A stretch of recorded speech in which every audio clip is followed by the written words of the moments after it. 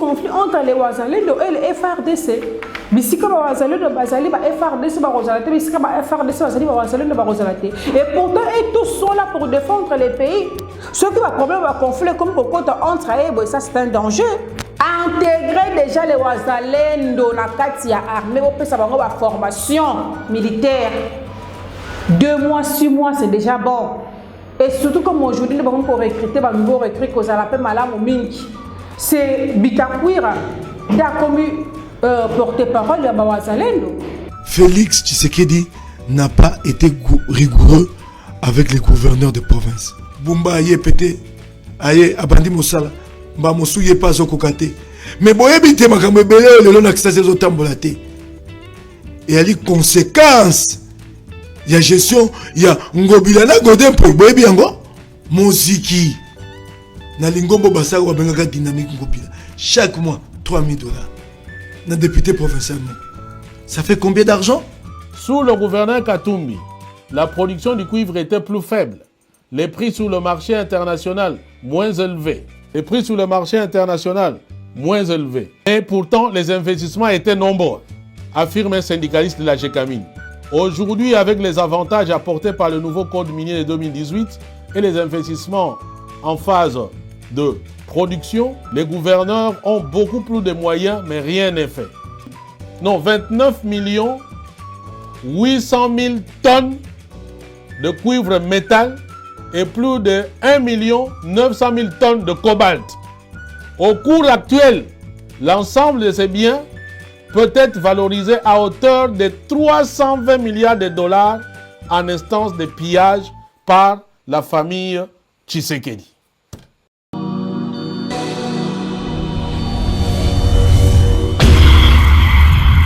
C'est une nouvelle chaîne chez vous, Espoir Henri, Kassima TV. Abonnez-vous massivement.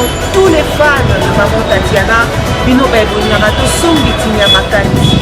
Éducation politique ya kitoko, venez nombreux vous abonner. S'il vous plaît, n'ayez pas la rabino. Pourquoi pas tolali tolamuki bokomi singa maman 10K 24. N'est-ce pas? Et aussi un vrai bien parce que seul soutien, on a ces cabinets les alliés pour s'abonner massivement ici. Les alliés ya professionnalisme. Olingaka musique, olingaka politique, olingaka nyonso awa tokobanda kolobela ba sujet tout. Iko quel okendo, n'est-ce pas? Allez, à suivre. Wow.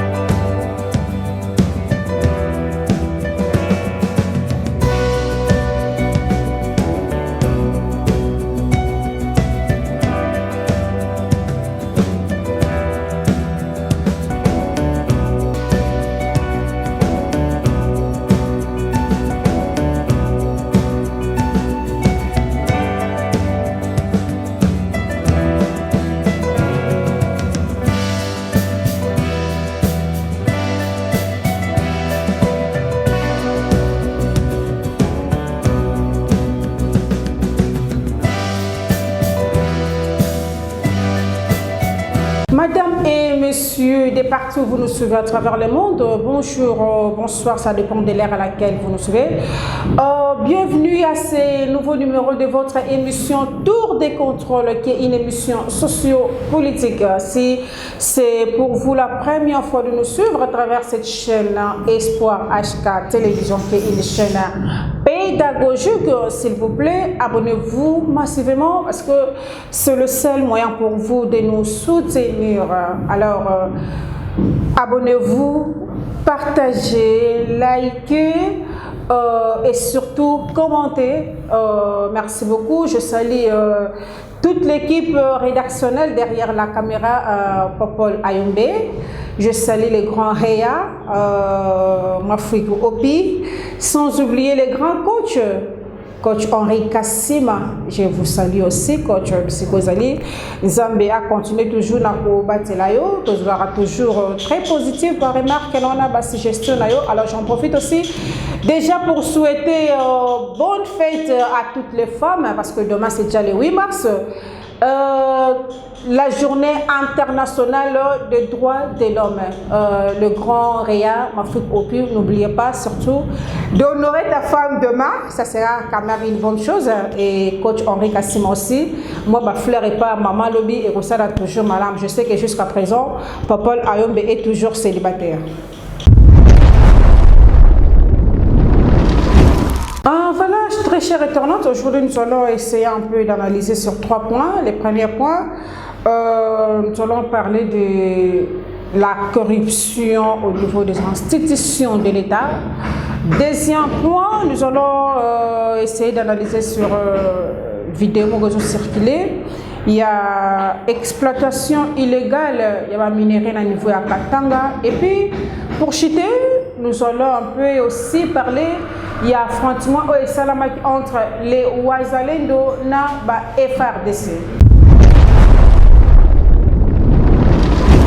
S'il vous plaît, Réa, avant tout d'analyse, ce que vous balancez la vidéo, il y a Mike Mukeba, il y a un plateau, il y a CML13, et puis il y a Louis France. Et puis nous allons juste commenter après. Félix Tshisekedi n'a pas été rigoureux avec les gouverneurs de province. Ok. Il n'a pas exigé des gouverneurs de province des résultats. Et bon, il a une obligation de résultats. Très bien. Félix Akambi Mboka a dit que le gouvernement central a reçu un non, non. La province, c'est une chose. Pour tia bango molunge babongisa mboka. Pour baali pena responsabilité monene na bokambi ya mboka. Il n'a pas été rigoureux avec les gouverneurs de province. À quoi gotika ngobia si sa mandaté? À quoi gotika été? Natenga wa kisasa kwa gotika été. Lelo yo soko bila na ye ali malonga te. Lokwa na kisasa. Et ali likolo ngobila.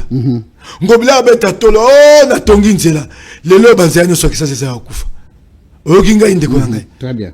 Nzela nyoso ya kisasa na bimi na tali kisasa et pa rotia lokolo et ali tende konanga. Bato bazolo balokwa na yoki osolo ba bumba bumba bumba. Bumba ye pété aye abandi mosala mba mosu ye pas okokate. Mais boyebi te makambo ebele lelo na kisasa zo tambola te. Et il y a les conséquences. Il y a gestion, il y a Ngobilana Godin pour boyebi yango. Oui. Tango bemba zo bate 19 artères autour du centre-ville de Kinshasa. Et il y a kokufa. Et il y a kokufa banda kokufa na bokonzi ngobila. Batiki yango kokufa te le kufi. Et ali Ngobilana Godin boy. Kisasa na mibu mitano uti koleka. Ezaki bako kamba yango te yaki muziki. Oyo yaki muziki. Lelo ekomini. Yango na bimi na otala sikoso bumba ko memango api. Otala ndeni parce que bumba da soki na ina ne awa. Ina na siso na koloba. Oui. Muziki. Muziki. Na lingombo basako babengaka dynamique ngopila. Chaque mois $3000. Na député provincial moko. Chaque mois. Ça fait combien d'argent? Dynamique il a plus de 30 députés provinciaux. Banda est-ce que c'est un bon one bimi? Tango tora na FCC cash. Bongo dynamique il a $2000. To longo FCC cash. To comme une saka et maté comme $3000. Vous avez regardé? Une saka bakisi mbongo ya moyibi. Et comme 3000 par député s'il te plaît. Voilà mon sécurité. Chaque mois. Pendant 5 ans, c'est combien d'argent? Voilà, on a beaucoup de Mike Mukeba, il a plateau il y a 5013, et pas à Louis France. Il dit quoi? Si le président a échoué dans son premier mandat, c'est parce que le président n'était pas rigoureux envers les gouverneurs des provinces. Il y a eu quand même un problème de management. Le président n'a pas pu bien manager ses gouverneurs. Il avait emmagasiné les pouvoirs chez lui-même. Il n'avait pas voulu partager les pouvoirs. Il y a eu quand même de légèreté. Les gouverneurs ont fait ce qu'ils ont voulu. Un bon manager, et ça on appelle ça comme un point, et pas un gouverneur naïe. Il devait leur donner comme des assignations. Que je veux que cette année que tu me fasses ça, je veux que cette année que tu me fasses là. Mais, et là, où est Salamagate, le premier mandat chef de l'État, raison pour laquelle tout le monde qui est gouverneur, ils n'avaient pas peur. Il y a eu des désordres. Parce que nous contrôler nous avons sanctionné chaque gouverneur gérait la ville comme il voulait. Parce qu'il y a une évaluation, ils ont quitté. Or, normalement, chaque année, il a fallu évaluation et ça, il pas le gouverneur. Non, ceux qui n'ont géré mal, peut-être soit Marokaranga, soit Makolokolanga. Mais ma capable de le gouverneur qui suspendu. Par contre, bazalaka suspendu, bazalaki peut-être en conflit, n'a pas ministre il y a intérieur. Gouverneur ko foutre un pot, n'a pas différents ministres et intérieur.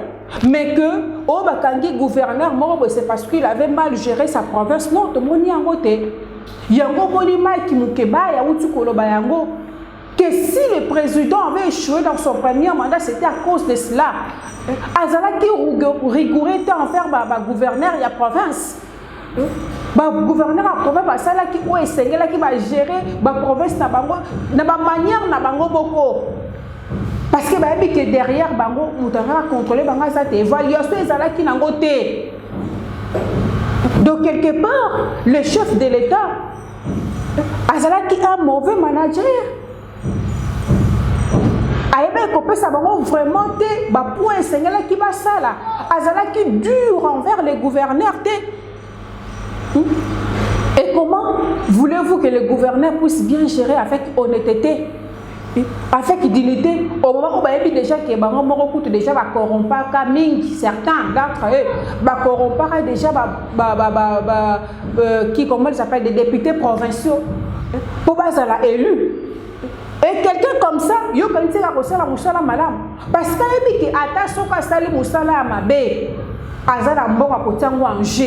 a corrompre toujours les députés.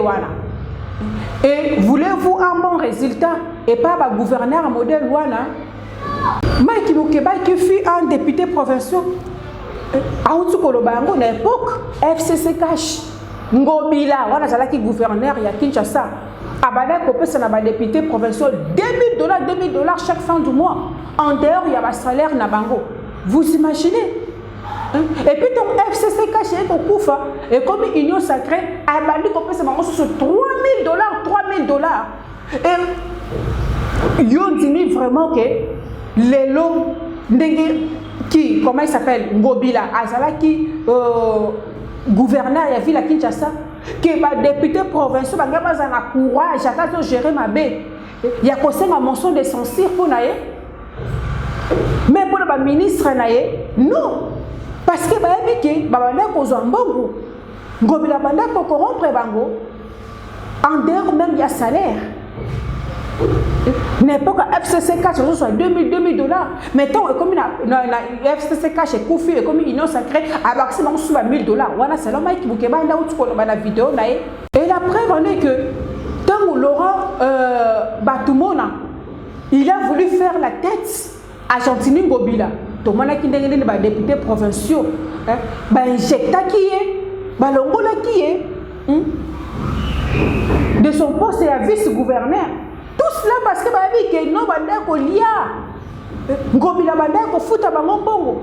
Na dynamique na ye wana sobe dynamique Ngobila wa sala ki wana. Ouais comment le théâtre. Moutavara sala banga le Ngobila zate à l'époque. Parce que bango soit député provincial, bango soit d'accord, il y a pas mangobila. Même qui, comment il s'appelle, le pasteur Godempoy, Afaba Bebana, Nangobila. Tout le monde est là, tout ça, madame. Les mêmes problèmes aussi, il y a corruption toujours. Tout le monde est avec le ministre Kibasa. Ouazali, le fils, il y a Kibasa, comment il s'appelle, Maliba. Kibasa Maliba, Ouazala qui papa là, Bangonim Basala, UDPS. Là, tu sais que le père. On a l'époque, Ouazala qui ministre a pété un tic. Babeli Kibasa na parlement pour expliquer le problème, il y a RAM. Il y a un peu de période, on a crédit. Tant que vous avez les liens, nous c'est qui. On peut recharger ma minute, au salaire liens, nous c'est qui. Au RAM. Ministre Kibasa Yaka na parlement pour expliquer. L'explication est convaincante, même pas le Parlement. Ici, qu'il puisse revenir encore dans 2 jours. Ayate. Regarde comment la corruption, ils sont en plein du jour au lendemain à RDC. Donc, plus de 450 millions de dollars. Mais, de moment qui comment Parlement protéger qui le ministre. Donc, il y a le problème de la corruption. Et comme ils sont en plein, la façon dont je ne sais pas, problème à détournement, malgré le rapport, il y a IGF. Mais tout le monde a changé de mon côté. La corruption est devenue aujourd'hui institutionnalisée. Parce que pas sanctionné. Dernièrement, ici, tout le monde qui, comment il s'appelle, le ministre de la Justice, tend à réunir plus de 3000 jeunes dans le centre culturel. Pour dénoncer en moi, je sens les détournements ici, je sens les détournements. Donc, le ministre cherche à tout faire pour ne concilier sa problème, il y a corruption à RDC. Mais c'est comme si de plus en plus, du jour au lendemain, ils sont en plein, il y a ma casse. Mbongo, où est-ce ça la makamuna mboka? Mbongo, on est dans ma poche à battre. RAM, plus de 450 millions de dollars. Est-ce que bon wana ekora ko tonga ba société na kata mboka ndeba mboka musuba ngaba zo pe misala tout à chômage n'est quand même ko diminuer mais ça na musala ni lelo qui passe à zonga même pas na parlement ba ebisa azonga ko s'expliquer pour après ce qui est 2 jours mais azonga teti lelo azonga te. Et comment voulez-vous que notre pays que des liboso ceux qui ont autorité, malgré l'état de droit, le comme slogan. Corruption, ils ont continué toujours. Mais nous, en tant que journalistes, nous dénoncer parce que nous voulons le bien de la population. Il faut tout le monde détourner mbongo ya bana mboka na ba prison. Olia kokamaka ba innocent. Boyebi bango ministre de la justice Constant Mutambolobi yango yo moko. Je sens les détournements dans la salle. Mais tout le monde a fait bato yango kasi bakanga bango. Tout le monde a bato bakanga bango bazo détourner mbongo ya bana mboka. O bazo linga progression te ya République démocratique du Congo. Les gens vont souffrir. Nous devons travailler, mais nous devons épargner. Tout ça, pourquoi on est aussi dans le transport? N'évitez ceux qui ne l'ont pas pour épargner. Bon, c'est la moussala, bon, et côté na ba poche ya batu. Pour éviter que mouvement va sanctionner, voilà comment la corruption est devenue institutionnalisée en République démocratique du Congo. Voilà comment le pays est en train de sombrer dans la corruption. Là, c'était le premier point de notre analyse. S'il vous plaît, Réa, avant de continuer, deuxième point, balancez-les dans nos vidéos, il y a Fabien, et on se retrouve juste après cette vidéo. Des miniers dénoncent le pillage en règle des énormes ressources de leur province. Après plusieurs semaines de tractations, rendez-vous est pris. Plusieurs membres de la société civile katangaise, des organisations syndicales et des coopératives minières ont accepté de témoigner en lieu secret. Ils dénoncent les pillages dont sont victimes leurs provinces, essentiellement le Haut-Katanga, le Lubumbashi, le Lualaba, Kolwezi, issus du découpage en 2015 du Grand Katanga. L'État congolais, ainsi que les entreprises privées telles que RG, partenaire de la GECAMINE, poursuit-il. On continue. Des largesses qui passent mal. Sous le gouverneur Katumbi, la production du cuivre était plus faible. Les prix sur le marché international moins élevés. Les prix sur le marché international moins élevés. Mais pourtant, les investissements étaient nombreux, affirme un syndicaliste de la GECAMINE. Aujourd'hui, avec les avantages apportés par le nouveau code minier de 2018 et les investissements en phase de production, les gouverneurs ont beaucoup plus de moyens, mais rien n'est fait. Le remblai 401, par exemple, contient 90 millions de tonnes de minerais de cuivre. Hein? Remblai na combo ya 401 et contenir 90 millions de tonnes de minerais de cuivre. Remblai Babengi 611 affiche 70 millions de tonnes. Ménage Kobo ta machine, le prix de la tonne de cuivre en constante augmentation depuis plusieurs années flirte aujourd'hui avec les 9 000 $ la tonne. Si vous avez lobby, faites les calculs. Faites les calculs, ce sont des chiffres inimaginables.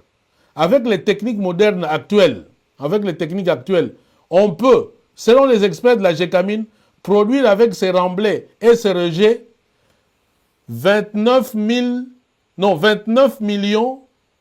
800 000 tonnes de cuivre métal et plus de 1 900 000 tonnes de cobalt. Au cours actuel, l'ensemble de ces biens peut être valorisé à hauteur de 320 milliards de dollars en instance de pillage par la famille Tshisekedi. Ambiance. Voilà, selon Fabien, il paraît qu'il y a une famille qui exploite illégalement les minerais au niveau à Katanga. Et puis quand on est au niveau à Katanga, il y a, on appelle ça remblai, c'est-à-dire des déchets de cuivre et puis de cobalt. Il paraît que ça dit montagne à niveau à Katanga. Donc, et quand on compte la biso, mbongo ebele, la caisse à l'État, s'il y a vraiment du sérieux. Mais il paraît, c'est juste une famille de Moutou exploitée en gros. Alors, remblai voilà. Le but est qu'on ça combien? 320 millions de dollars. On ça la caisse. Il y a l'État, ceux qui sont exploitants vraiment normalement. Et on nous parle de remblai numéro 401. Et qu'on peut savoir combien? 90 millions de tonnes de cuivre. Et 1 kilo de cuivre, ça coûte combien? 9 000 $. Et le remblai numéro 611, c'est ça catégorie par catégorie, hein, j'espère. Donc numéro 401, ça peut nous donner combien? 90 millions de tonnes de cuivre. Si vous calculez maintenant, 1 kilo de cuivre coûte 9 000 $. Si vous calculez fois 90, et puis c'est combien? Et le remblai numéro 611 peut nous donner combien? 70 millions de tonnes. Et le cuivre, 9 800 000 tonnes de cuivre métal et 1 900 000 tonnes. Total, il y a un total de combien? 320 millions de $. À peu près la moitié, il y a le budget des pays africains. Vous imaginez? Les remblais, c'est ce qu'on appelle les remblais, les déchets. Pour le cuivre, le cobalt. 320 millions de $. T'as la richesse. Oh, Nzamba, pessimisme na mboka. Oh. T'as la bolingo Nzambe. Et bela biloko motuya. Même les déchets, ils ont produit des millions de $. Mais chose grave, moi, je vais bénéficier d'un côté. Il paraît que c'est une famille qui a exploité Yango. Budget na biso moko ya Congo Toi, on a combien? 16 ou 18 milliards, si je ne me trompe pas. On a qui 10 milliards. On a dit, à l'époque de Katumbi, la production de minerais était moindre qu'aujourd'hui. L'autre monde est comme 100 fois plus même qu'à l'époque, il y a Katumbi. Mais il n'y a pas des investissements. À l'époque de Katumbi, malgré moindre production, tout le monde quand même, tout ça, mais aujourd'hui, il y a hausse, il y a production, mais il n'y a pas des investissements. Bakatangé, il paraît Siliki. Ils ont engagé même un avocat belge pour porter plainte. La famille wana solo ba rumeur ndenge bimi ndenge toyoki. Donald Trump coûte 3 milliardaires. Bah je estime bon on est à 4 milliards de dollars. Maintenant vous imaginez avec 300 millions de dollars où ils ont des makaka na ba déchets, où ils ont des makaka na ba remblai wana. Il y a cuivre na cobalt. Les lois sont Congolais, l'autorité qui na bonne foi, qui na mitema vraiment malade, ou on a selon vidéo autour Hollanda. Est-ce que Banzela sur Batika a 50 millions de dollars et ton Banzela quand on a maté? Ville à Kinshasa, et comme la Belgique, si on a vraiment des autorités qui aiment ces pays, ça vraiment un souci à peuple. Na 320 millions, on a atteint jusqu'à 50 millions de dollars. Est-ce que moi, imaginez que l'immeuble Yaoui étage IGF coûtera 8 millions de dollars. 8 millions, mais tel immeuble qui toko batele misa. Mais ce qu'on a le on l'a à 50. Batonga banzela. Est-ce que moi, on se retrouver? Mboka na biso ko plus que même Afrique du Sud et ko plus que même Belgique. Mbongo oye baby na francophonie awa. Liboso zala ki oba pesa 40 millions de dollars. Balobi qui était 40 millions aussi mato 60 millions de dollars. Oh 60 millions si et comment combien babimi ça se paye 320 millions. Mais ça la musalani. Résultat malamu ni le tikela biso lelo. La francophonie ni na ngoto bénéficier à malam ben infrastructure ni na malam o etika o batike la biso et il paraît même certaines personnes va travailler ba zo ba bon na bango te tilelo jusqu'où to koza la conscient jusqu'où to kolinga mboka oyo lelo soki mwana mboka komi koluka kobima toujours na mboka na yake de kolukata hier tu es bipé pays voisin ndeni maltraiter les Congolais à cause de la souffrance. Moi na mboka se retrouver te ba déchets à pas besoin de pesa biso montant wana ba déchets. Mais ce que tu sais quoi ezali ba minerais ya ngomoko en soi. Des fois ça fait mal. Ce que tu as martelé là-dessus, c'est parce que c'est notre pays. Il faut que l'autorité va comprendre que corruption. Et ça va la monter. Détourner, mais ça va la monter dans le boca. Le peuple a son mieux comme à cause de cela.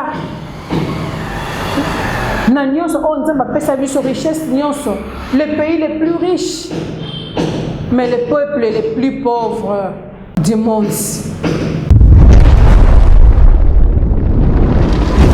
Le mardi 27 février dernier, tout le monde a affrontement entre les Wazalendo et FRDC. Mais toujours comprendre ce problème ôté. Bango nyonso baza ko bundela mboka bazo défendre Ezali Mabele ya mboka et le FRDC et les Wazalendo. Mais pourquoi toujours et comme problème il y a affrontement? Le mardi dernier, tout le monde dit que affrontement on attend les Salami, il y a eu 7 morts. Le territoire est ouvert, dans la localité à Sangi. Et puis après encore, il paraît, toujours na Uvira, il y a eu encore 27 morts.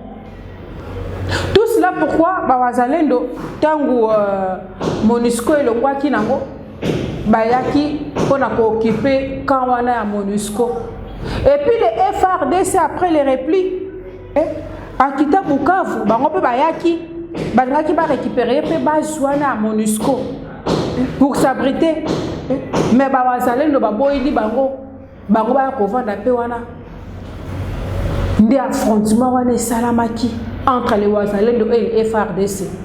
Il paraît même à Uvira, les Wazalendo refusaient que les FRDC basent un bateau ou Bakima.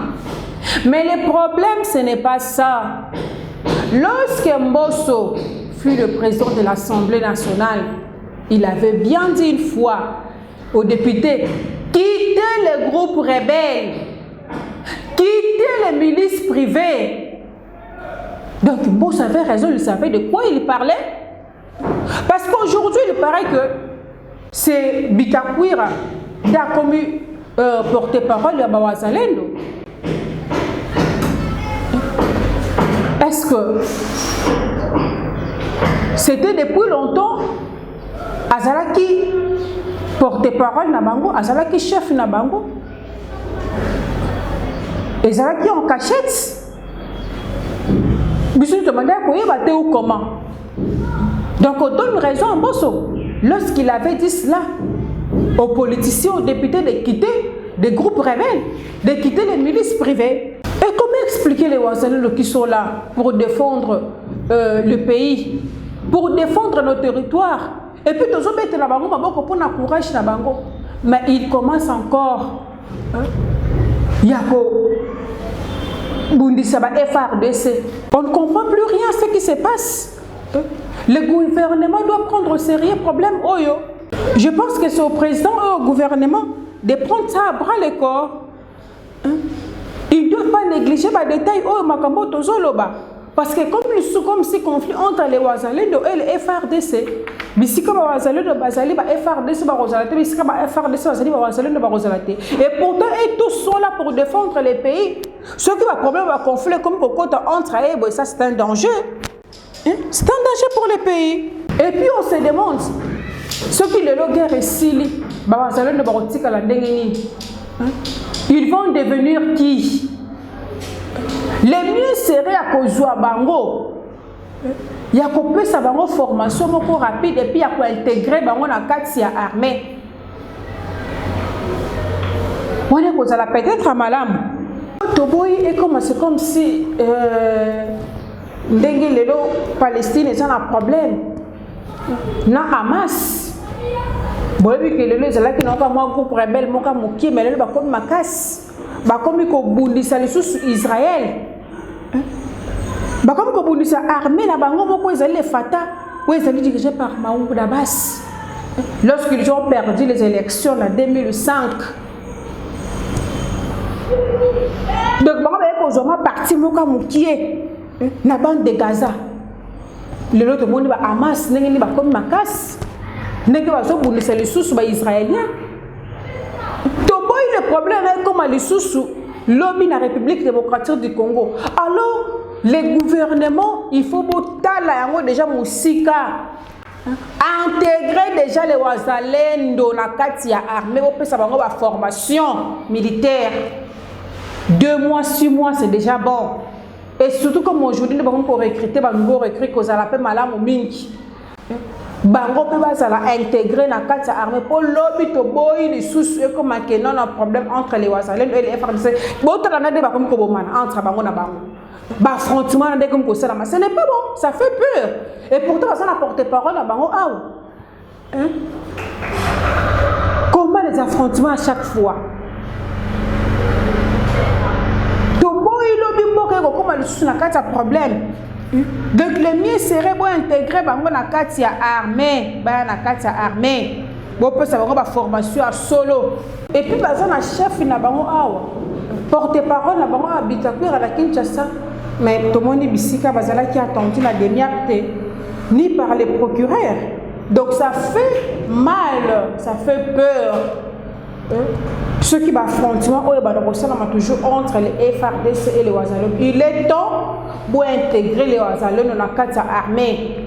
Il est vraiment temps pour faire une formation pour la carte armée nationale. Voilà, très chers internautes, comme déjà na souka ya analyse la mission de la Kisibino, n'engeni corruption du jour au lendemain, ils ont toujours en plaire dans l'institution à l'État. To la Kisibino, to le Belibino, n'engeni exploitation illégale à minerais, ils ont ça là, na Katanga. On a vidéo, il y a Fabien. Biso to sali juste un comment to sali juste un analyse et puis na souka to tsuko le bino affrontement au Salamaki le 27 février dernier entre les Wazalendo et les FRDC. Biso to rotika te ko dénoncer parce que c'est ça notre travail. Nous sommes là pour parler au nom de la population. Ceux qui ont mal Ezali nous allons acclamer, mais ceux qui ont mal Ezali, il faut te dénoncer pour que l'autorité en Mboka va changer. Pour tous les deux républiques démocratiques du Congo, tous les encore. Alors il faut moi en Mboka se retrouver. Tous les matières précieuses, tous les minéraux que pour ça que Mboka se développer. Et comme Allemand d'Afrique, nous avons le premier mandat. C'est possible. Quand il avait dit cela, mais pourquoi le baki? Parce qu'avec tout ce qu'il a, tout ce que nous en avons ici en République démocratique du Congo, c'est possible à transformer en un Allemand d'Afrique. Mais tu as la mauvaise foi et l'autorité. Mauvaise foi, tu vas diriger un peu. Balingi toujours bon mais à la table on ne se va poche na bango population agno comme population a dire toujours ba déchet moi na mboka tellement pour la défendre écolo na yo. Voilà, là nous sommes arrivés à la fin de notre analyse. Merci à vous qui étiez derrière vos postes télévisés en train de suivre cette analyse. N'oubliez pas de partager, de commenter, de liker, surtout la cloche de notification pour nous un nouveau numéro d'habitude. Alors je souhaite déjà aussi bonne fête à toutes les femmes du monde, sans oublier ma consoeur cadette Moussamba. Bonne fête à toi. Lobby et Koïda parce que coach Harry déjà atteint Maputa et belé. Donc ngarabino soki nzambe azongite tokutani à la prochaine. Bye.